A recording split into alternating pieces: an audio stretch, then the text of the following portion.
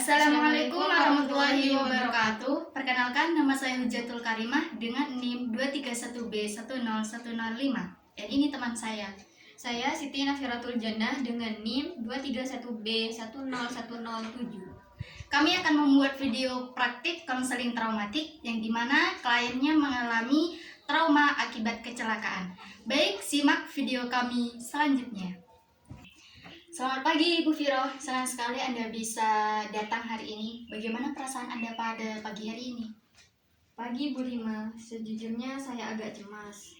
Saya merasa tidak yakin apakah saya bisa benar-benar menceritakan semua yang terjadi. Tidak apa-apa Ibu Dian, saya mengerti bahwa berbicara tentang pengalaman traumatik ini tidak mudah. Saya di sini untuk mendengarkan tanpa terburu-buru, dan Anda bisa memulai berbagi kapanpun Anda merasa siap. Terima kasih ya Ibu, saya akan mencoba meski rasanya sangat berat. Itu sudah merupakan langkah yang besar Ibu Viro. Anda sudah berani datang ke sini dan saya sangat menghargai itu. Apakah ada yang ingin Anda ceritakan terlebih dahulu mengenai pengalaman yang membuat Anda merasa trauma? Sebenarnya ini semua dimulai setelah kecelakaan mobil yang saya alami beberapa bulan lalu. Saya tidak bisa menghilangkan pikiran tentang kecelakaan itu dari kepala saya. Setiap kali saya mencoba tidur, ingatan itu datang kembali. Saya merasa seperti sedang mengulang kejadian itu, dan itu membuat saya terjaga hampir setiap malam. Saya mendengar bahwa kecelakaan itu telah meninggalkan dampak yang sangat mendalam bagi Anda. Tidur menjadi sulit karena ingatan kecelakaan tersebut muncul ya? Iya betul. Dan ketika saya berada di jalan, setiap kali ada mobil lain yang mendekat terlalu cepat, saya langsung merasa panik. Saya tidak bisa mengendalikan rasa takut ini. Kedengarannya rasa panik itu muncul begitu kuat ketika Anda berada di situasi yang mengingatkan Anda pada kecelakaan tersebut, benar? Iya, itu benar. Saya merasa seolah-olah kecelakaan itu benar-benar berakhir, dan saya terus merasa waspada setiap saat. Pengalaman yang Anda alami sepertinya sangat menakutkan dan membuat Anda merasa tidak aman. Saya bisa merasakan bahwa setiap kali ingatan itu muncul, Anda akan berpikir bahwa kejadian itu sedang terjadi sekali lagi. Apakah itu benar? Iya, itu benar. Saya merasa seolah-olah kecelakaan itu belum benar-benar berakhir, dan saya terus merasa waspada setiap saat. Saya memahami betapa menakutkannya perasaan seperti itu. Memang seringkali merasa seolah-olah bahaya masih ada di sekitar kita. Meskipun kita tahu di pikiran kita bahwa situasi sudah aman. Itu yang membuat rasa panik dan cemas terus muncul dan muncul. Benar, saya tahu bahwa saya sudah aman sekarang, tetapi perasaan itu tidak mau hilang. Perasaan takut yang Anda alami adalah reaksi yang sangat normal setelah mengalami kejadian trauma. Apa yang Anda alami dikenal sebagai respon trauma. Dan banyak orang yang mengalami hal serupa setelah mengalami peristiwa yang sangat mengerikan itu. Tapi saya merasa lemah karena tidak bisa mengendalikan ketakutan saya. Seharusnya saya bisa lebih kuat. Tidak ada yang lemah dalam apa yang Anda alami. Trauma mempengaruhi kita dengan cara yang sangat mendalam dan butuh waktu untuk memproses dan menyembuhkan. Tidak ada yang salah dengan perasaan Anda saat ini. Anda sedang berjalan untuk proses penyembuhan, dan itu adalah proses yang normal. Saya merasa lega mendengarnya. Saya selalu merasa seperti saya gagal mengatasi ini. Anda sama sekali tidak gagal. Anda sedang melakukan hal yang sangat penting dan membicarakannya di sini. Dan itu adalah bagian besar dari penyembuhan. Saya ingin menawarkan teknik yang mungkin bisa membantu Anda ketika kecemasan mulai muncul. Teknik ini disebut dengan grounding, dan tujuannya adalah untuk membantu Anda tetap berada di saat ini ketika Anda merasa terbawa oleh ingatan tentang kecelakaan. Baik, saya bersedia mencoba. Apa yang harus saya lakukan? Saat Anda merasa cemas, coba perhatikan 5 hal yang bisa Anda lihat di sekitar Anda. Kemudian, rasakan 4 hal yang bisa Anda sentuh. Dengarkan 3 hal yang bisa Anda dengar. Coba cium 2 aroma di sekitar dan akhirnya perhatikan 1 hal yang Anda rasakan dalam tubuh. Misalnya, bagaimana napas Anda masuk dan keluar.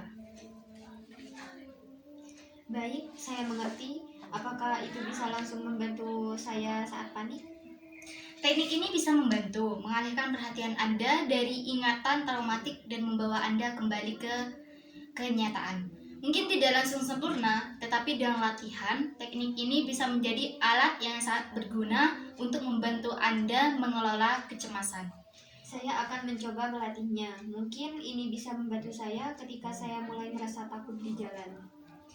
Bagus Ibu Viro, saya yakin dengan latihan ini bisa menjadi bagian dari cara Anda untuk merasa lebih terkendali.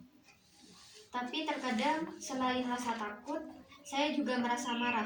Marah pada pengemudi yang menabrak saya, marah pada diri saya sendiri karena tidak cukup berhati-hati. Saya merasa hidup saya berubah drastis sejak kecelakaan itu. Perasaan marah itu sangat wajar, Ibu Viro. Anda mengalami sesuatu yang tidak adil, dan marah adalah respon alami terhadap rasa ketidakadilan itu. Bagaimana biasanya Anda menghadapi perasaan marah ini? Saya berusaha menahannya, tetapi kadang-kadang saya meledak, terutama ketika saya merasa tertekan. Saya marah pada suami saya atau anak-anak, meskipun saya tahu mereka tidak salah. Itu sangat bisa dimengerti. Kadang-kadang ketika kita menahan emosi terlalu lama, mereka bisa muncul dengan cara yang tidak kita inginkan. Bagaimana perasaan Anda setelah kemarahan itu muncul? Setelahnya saya merasa bersalah, merasa seperti saya hanya membuat situasi menjadi lebih buruk. Saya mengerti. Terkadang perasaan bersalah muncul setelah kita melakukan sesuatu dengan cara yang tidak kita maksudkan. Namun, penting untuk Anda ingat bahwa emosi seperti kemarahan itu valid. Yang kita perlukan adalah menemukan cara untuk mengekspresikannya dengan lebih sehat. Mungkin kita bisa mencari cara untuk membantu Anda mengekspresikan perasaan Anda, termasuk kemarahan, dengan lebih sehat. Pernahkah Anda mencoba menulis jurnal untuk mengeluarkan pikiran dan perasaan Anda? Belum pernah, tapi saya rasa itu bisa membantu ya. Banyak orang merasa bahwa menulis bisa menjadi cara yang baik untuk melepaskan emosi tanpa merasa terlalu tertekan. Anda bisa menulis apa saja yang Anda rasakan tanpa khawatir dihakimi. Saya pikir saya akan mencobanya. Kadang saya merasa terlalu banyak hal yang menumpuk di kepala saya dan saya tidak tahu harus bagaimana. Menulis bisa membantu merapikan pikiran itu. Selain itu, mungkin Anda bisa meluangkan waktu untuk diri sendiri setiap hari. Bahkan 10-15 menit untuk melakukan sesuatu yang bermanfaat ketika emosi atau amarah itu muncul di dalam diri Anda. Apakah ada sesuatu yang membuat Anda merasa lebih tenang? Saya suka berjalan-jalan di pagi hari. Itu biasanya membuat saya merasa tenang. Meskipun belakangan saya jarang punya waktu. Itu hal yang bagus. Bagaimana jika kita memasukkan itu ke dalam rutinitas Anda? Meskipun hanya beberapa menit, ini bisa menjadi momen Anda untuk merawat diri sendiri. Saya rasa itu ide yang bagus. Saya akan mencoba melakukannya lagi. Bagus sekali, Ibu Viro.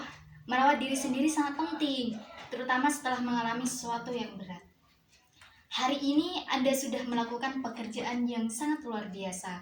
Dengan membuka diri tentang perasaan Anda, saya tahu ini tidak mudah.